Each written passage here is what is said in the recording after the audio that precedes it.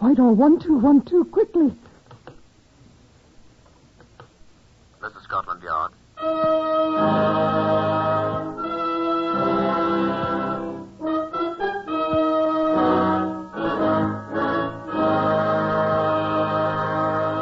For the first time, Scotland Yard opens its secret files to bring you the authentic stories of some of its most baffling cases. These accurate dramatizations, which are presented exclusively by NBC, are drawn from the official files of Scotland Yard. They're true pictures of the operations of the world's most famous crime detection organization. Only the names of the participants have, for obvious reasons, been changed. The research is prepared by Percy Hoskins, chief crime reporter of the London Daily Express. And the stories for radio, which are performed by an all-British cast, are written and directed by Wyllis Cooper. Here are the principal participants in case number 108MR131. 2 of these persons have been hanged for murder. Private Eric Slade, 22, of the Royal Army Ordnance Corps. I was a bomb disposal man. Gladys Brown, who wanted to be a dancer. I'm not so awfully bad looking, am I? Melanie Rodier, 20, a French war refugee. Je suis un pauvre, ne suis Paris. Charles Brooks, 31, taxicab driver. It was a brand new American Plymouth, a grey one. Model 1941. Inspector Stuart Wilcox of Scotland Yard. Which of those 4 voices sounds guilty to you? This lower ground floor corridor on which we're standing leads to Scotland Yard's Black Museum. Come down there with me. I'd like you to see an actual souvenir of an actual murder.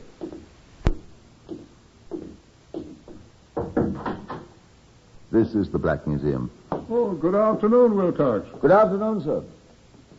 This is Chief Superintendent John Davidson, curator of the Black Museum. Well, how do you do? I expect you've never seen a place like this before. Look about, if you like. Now, the items we have here have all served in some way in the commission of a crime. Here's the bullet from a murderer's gun. This is the linen duster in which the body of a murder victim was wrapped. This is what you came to see. The one thing remaining from our murder case, number 108MR131. That was what you wished to see, wasn't it, Wilcox? Yes, please. A rather expensive silver cigarette case. Initial. Somewhat tarnished today. It was once quite good looking, wasn't it, Wilcox? Yes, it was. I'll tell you how it came here to the Black Museum. A man died for it. Yeah, 2 men died for it, Wilcox.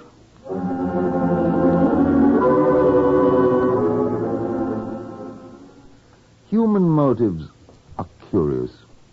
The compulsion to become a dashing hero that led a simple-minded young shop clerk to join the most dangerous service in the army. The urge to acquire a compelling and seductive personality that led a one-time housemaid into displaying herself as a striptease artiste in a tawdry nightclub in wartime London. Neither of them knew the other's true name. The striptease dancer, Gladys Brown, called herself Regina Montmorency. The absent without leave Army Private Eric Slade introduced himself to the glamour girl as Lieutenant Studs Farrell, erstwhile gangster. He took her for a ride in the huge red-painted bomb disposal squad lorry late one night in 1944. You did like my accent, Lieutenant. Sensational, I thought. Colossal. You sound just like Hollywood. What? Hollywood. I said you sound like Hollywood. No. I was in Hollywood for a little while. Oh, were you really? Over the mob, you know. I've been talking about a Hollywood contract. You have? Oh, yes, of course. Hollywood's always after me. Oh. Such a bore. Well, I like Chicago much better. Were you in Chicago long, Stud? Oh, you could bet your bottom dollar on that, sister. Oh, it must have been ever so exciting. I've got a few notches on my gun. Oh, my. I see I'm no panty waist, my girl. Panty waist? That's what we call a mother's boy in America. Oh, were you an American then, Stud? Oh, I lived there a great deal. All over the Middle West. Chicago, Detroit, Minneapolis, Cicero, Philly, you know, it's Philadelphia. My. I was a cowboy for a while, too, on a ranch in Ohio. I've been around. Did you have a lot of moles? What's eh? Moles, you know, gun moles. A few. Oh, it must be wonderful to be a mole. It's dangerous. I love danger. And you get so rich. Well, I've done all right. I should like being a gun mole, really. Really? No, I sometimes think I should be a very good one. Although I'm a very good dancer, aren't I? Oh, you are. Peachy. I should think you'd miss pulling jobs. I've just pulled one. What? Well, where do you think I got this lorry? Did you steal it? I reckon I sure did, sister. Studs, darling. Let's pull a job together. I'll be your gun mole and we'll...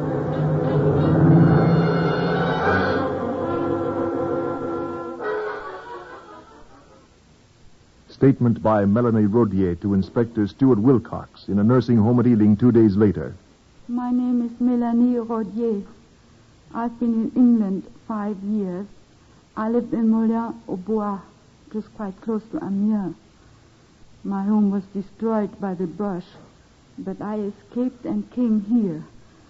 At 11 o'clock 2 nights ago, I was walking down Staines Road on my way to London, very near Runnymede. You were alone, mademoiselle. Yes, I was alone. I was carrying my valise. A large army lorry painted quite gaily in red stopped, and the man asked me where I was going alone so late at night. Where were you going? I said I was walking to London to catch a train at Paddington to Bristol, where lives my Aunt Becquerel. The man told me to get in the lorry, and he would drop me off at Reading, where he was going. He was an officer, and I was not afraid. It would be a great convenience. Were you carrying money? I'm a very poor woman, monsieur. I had all the money I possessed with me. How much? 5 shillings, sir. So I was not afraid of being robbed for that little money. But when I started to mount to the seat of the lorry, the girl... Girl? What girl? Was there a girl? She was seated beside the officer, sir. What did she do? She struck me on my head with an iron bar so that I did fall to the road. Huh? What then? I was stunned, and she and the officer did jump down and hit me, and they robbed me of my 5 shillings and beat me until I was insensible. Did you see their faces? Only a little. I would not know them again. And then? I did hear the woman say, "What shall we do with the body?" And I tried to cry out, but she did hit me with a fist. So I do not remember more until I find I am drowning. They threw you into the stream there. The Thames runs quite close to the road. They thought I am dead. Yes. Mm-hmm. I'm afraid they did. And they have taken all my money and all my clothes.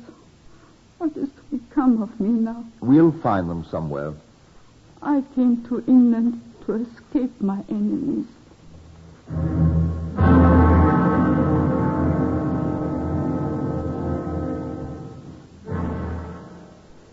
It was a matter that should have properly been handled by the county constabulary, of course, a simple assault upon a friendless person, happily not involving murder.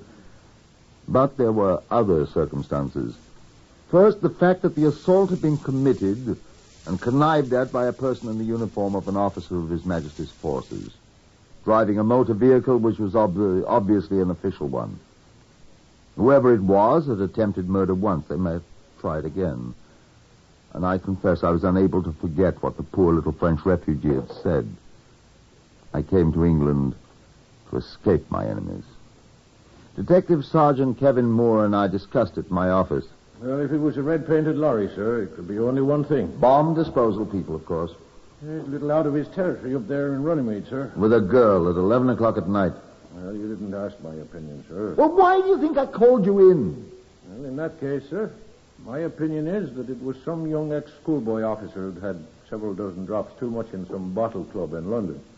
And wandering about, he saw the lorry standing somewhere and, well, pinched it for a lark. Well, joyride, we used to say. Innocent amusements of the young. Oh, I think so, sir. I doubt that French girl thinks so. Mm-hmm. And neither do I.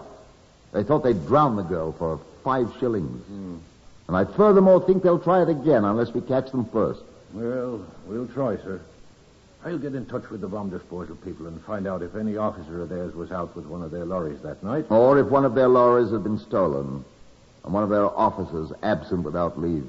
Yes, sir. That's a good idea. Of course it is. If I'm right, which I probably am, teletype the number of the lorry and the description of the officer to all the police in this area.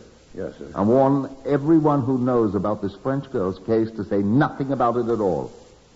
Especially to the newspapers. Why is that, sir? If they find out they bungled their first try, our friends may become discouraged and abandon their promising career as criminals. We'll never catch them. Oh.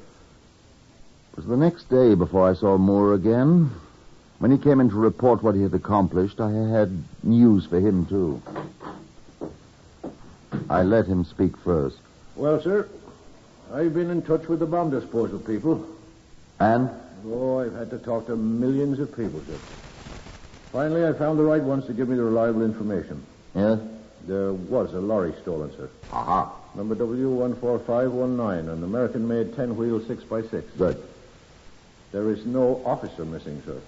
All of them in the London district are accounted for, including one who was blown up trying to unscrew a fuse from a buried blockbuster that's been sizzling for a week in Shepherd's Bush. But there's a private missing, sir. Oh? Name of Eric Slade. Former shop clerk, 22 years old, wears glasses, described as a mild-mannered little man, very quiet, residence when called up, Clerkenwell, sandy hair. He got a girl. His mates say he was terrified of girls, sir. Doesn't drink or smoke. Doesn't seem the type to commit murder, or try to at least, does he? No. How'd a man like that ever get into bomb disposal? Well, believe it or not, sir, he volunteered. Of course, he's been on permanent cook's police ever since. Well, I doubt he's our man, but at least we can help look for the poor little beggar. That is, if they want him back. Now, I've got a bit of news for you. Oh? What's that, sir? Same man that pulled the French girl out of the Thames at Runnymede telephoned me. Well, what's he want, sir? There's been another attempt at robbery and murder. Attempt? Another girl riding a bicycle, run down by a red-painted lorry. A lieutenant, she saw his badges quite plainly. And a red-haired girl jumped out after her. She ran away, but she did hear the girl call to the lieutenant, addressing him as Studs. Stubbs? Studs! Oh. Now, I want you to see your bomb disposal men and ask them if they have a lieutenant named Studs. Oh, excuse me. Inspector Wilcox. Yes? Well, he's right here. 1 second. For you. Oh, thank you, sir. Sergeant Moore here. Oh, yes, Sergeant Major. Oh? Where? Oh. Oh, well, thank you. Oh, by the way, do you have any officers named Studs or Stubbs? Or... Studs! Studs. Yes, I'll wait. Who's that? It was the Sergeant Major I talked to, sir. Yes? Oh, none, eh? None at all? Oh, well. Thank you, Sergeant Major. All right, bye. What was that? I found the stolen lorry, sir, a few minutes ago. They did. And parked all night on a street in Hammersmith in the rain. Which has quite efficiently washed away all fingerprints, Studs and his lady friend and all. Well, we're right back where we started. We're further back than that, sir. How do you mean? Well, we've tried murder twice now, sir. The third time may be the charm.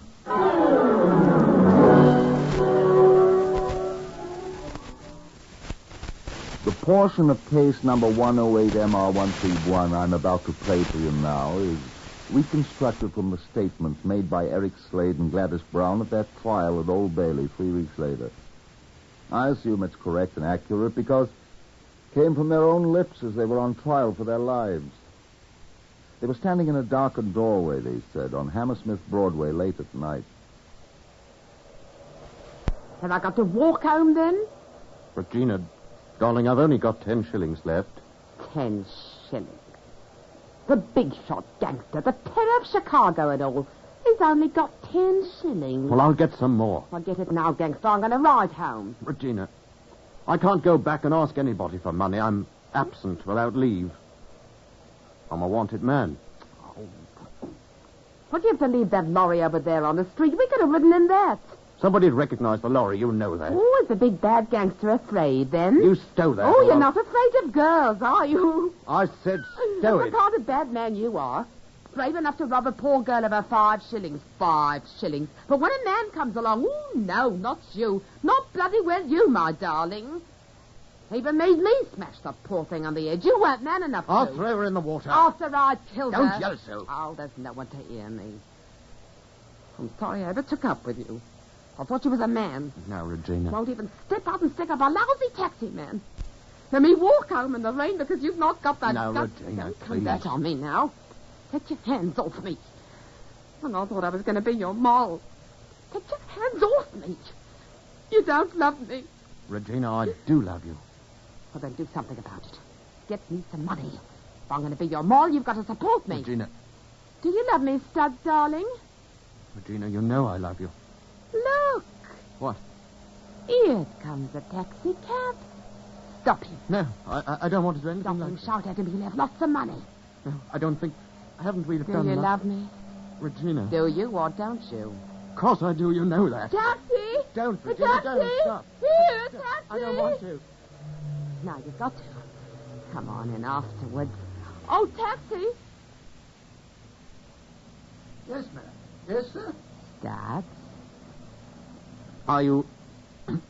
I mean... Driver, we wish to go to the top of King Street. Come on, Dad. Wait a minute, lady. What's the matter? This isn't a taxi. What? I mean, it's a private hire car. Oh, that's all right. Well, I don't know, lady. Costs a great deal more to ride a private hire car than a plain taxi cab. Am I... here's the money. Haven't you, dear? How much? 10 shillings. To the top of King Street? Shouldn't cost me more than 1 6, you robber. Dad, This is a dear. private hire car, sir. I can charge what I like, you know. I won't pay it. Darling, I want to ride home. You heard what the lady said, mister. It's a filthy night, sir. And there ain't many taxi cabs about. The fare will be 10 shillings. Come on, darling. We can afford it. We'll have lots of money later, you know. Come on. Coming, sir? Of course he's coming. Get in, Studs. Top of King Street, sir? We'll tell you where to stop. Still?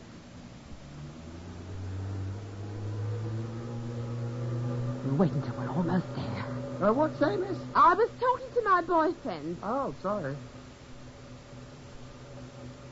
I say, you must make rods of money in this business. Oh, we do all right, miss. Yeah, that? Mm-hmm. Get your pistol out, darling. I've got it. But I... Very bad night, ain't it? Just for you. Pardon? I said yes. Hope you don't mind too much about that 10 shillings fare, sir. A man's got to make a living, ain't he? Well, what's so funny, miss? Oh, we've got a better way of making money than you have. Haven't we, Studs? Yes, we have. We're gangsters. What? Gangsters. We're gangsters.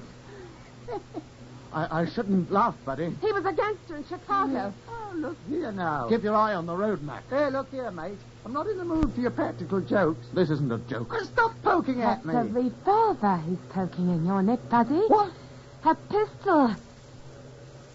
What do you want? All your money. I'll give you my money. Of course you will. Stop the car. All right.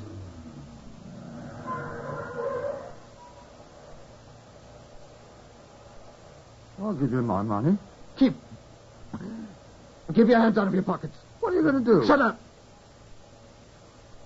All right, Regina. Move to one side. What are you going to do? Studs, you don't have to. You shut up. Get to one side. Now, look here, friend. I'll show you how I deal with rats. Now say your No, you prayers, can't. Don't. rat. Get away. Don't. He's seen us and he'll turn us in. I've got him. No, no, One, no. 2...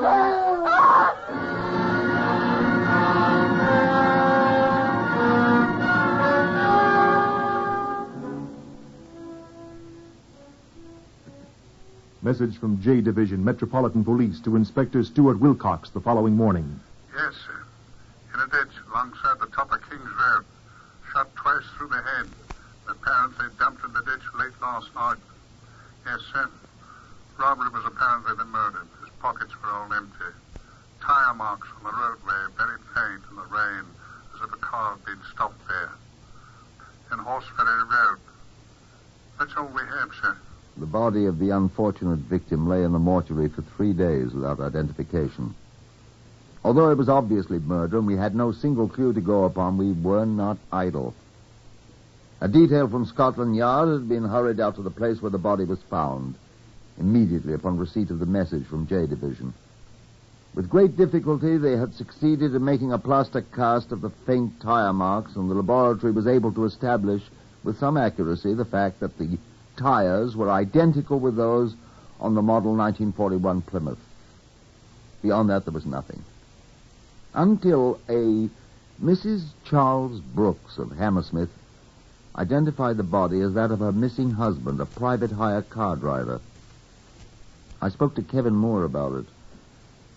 Something extremely suspicious keeps occurring in this thing, Kevin. And I lay you threepence, I'm thinking about the same thing, sir. Hammersmith? Right, sir.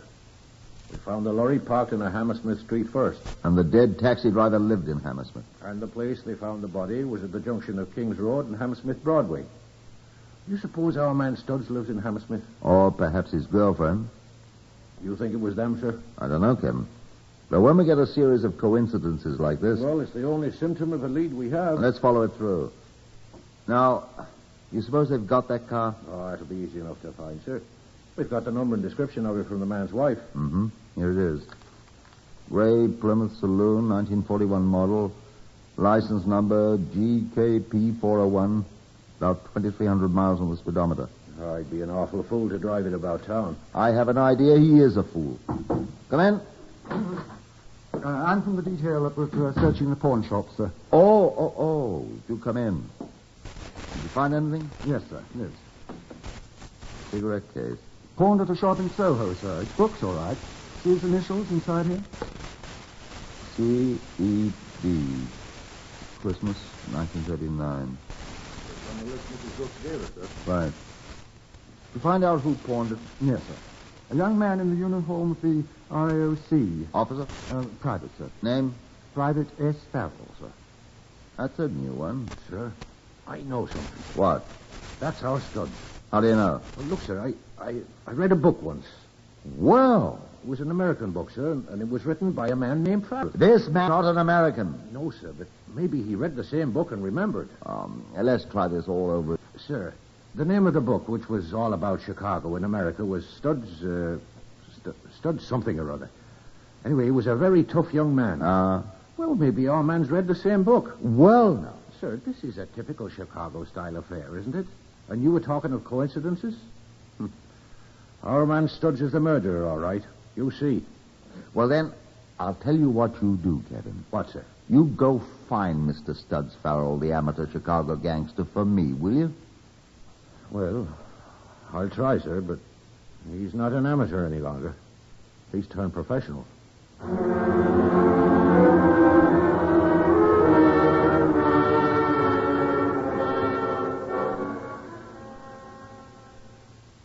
Wireless communication between Scotland Yard's 999 room and a patrol car 2 nights later. J23 calling MG2W. J23 calling MG2W. J23 calling MG2W. Over. MG2W to J23. Over. MG2W, this is J23 near Fulham. The wanted Plymouth saloon car, license number GKP401, been located. It's parked in a dead-end road near here. Over. J23, this is MG2W. Keep car under surveillance. Follow it if it leaves, maintaining communication with me at all times. Send constable to nearest road intersection to guide other cars being dispatched now to scene. Notify us where constable guide is stationed at once. Over. J23 to MG2W. Understood. Over and out. A Scotland Yard patrol car with Sergeant Kevin Moore picked me up at my home in less than 10 minutes. We proceeded at a good rate of speed to the Fulham district, where a constable hopped on the running board and directed us quietly to the scene. We ran without lights, stopping at the mouth of the cul-de-sac where the grey Plymouth was parked. We blocked the exit of the dead end with our car and waited. very quiet. Half an hour later, Kevin Moore spoke. Oh, I'm going to get out and stretch my legs. Go on. Careful, though. Don't make any noise. I'll go down and have a look at the car. Be quiet. All right, sir. Moore did not return for several minutes. I called softly to him. Kevin, are you all right? I'm all right, sir. We waited. I was dying for smoke.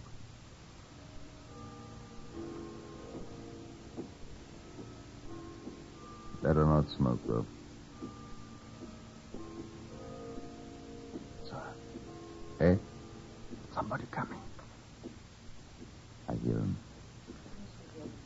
Coming out of that house there on the right, I think. Yes, sir. Quiet. Hope they don't see Kevin. Getting in the car. Can't get past us, sir. I'm going down there. All right, sir. Turn your spotlight on them as soon as I call out. Yes, sir. Excuse me, sir. Excuse me, sir. Is this your car? Most certainly, yes. I'll have to ask you to keep your hands away from your pockets, sir. Look here. Or I shall most certainly be forced to break your jaw, sir. Turn on your light. Susan, son! Hold it there. We're Scotland Yard men. Good, sir. Now then, what's your name, Lieutenant? My name is Lieutenant Studs Farrell of the bomb disposal. Well, sir, I'm Detective Sergeant Moore of Scotland Yard.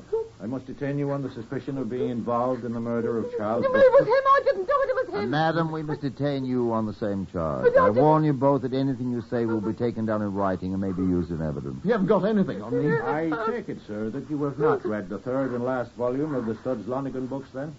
No. What's that one, Kevin? It's called Judgment Day, sir.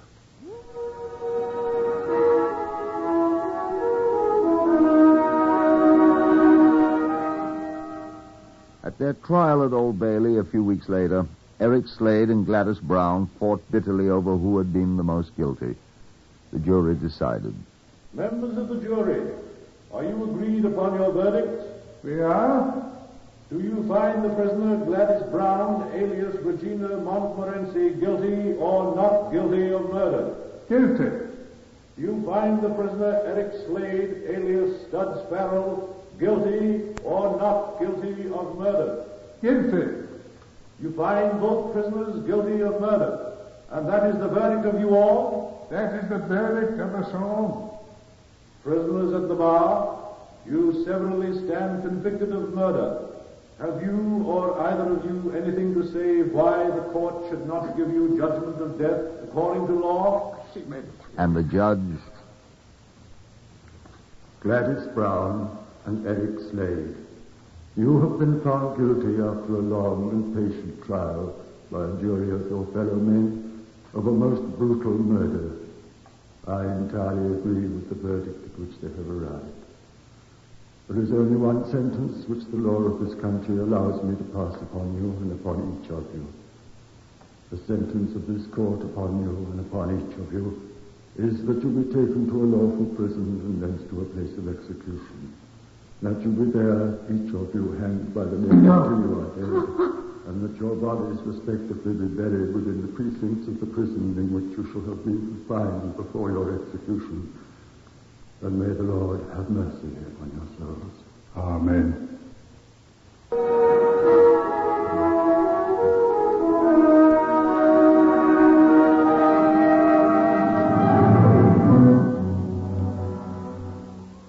You have heard the story of case number 108MR131 from the files of Scotland Yard. Only the names have been changed for obvious reasons. Research has been prepared by Percy Hoskins, chief crime reporter of the London Daily Express. The stories for radio are written and directed by Wyllis Cooper.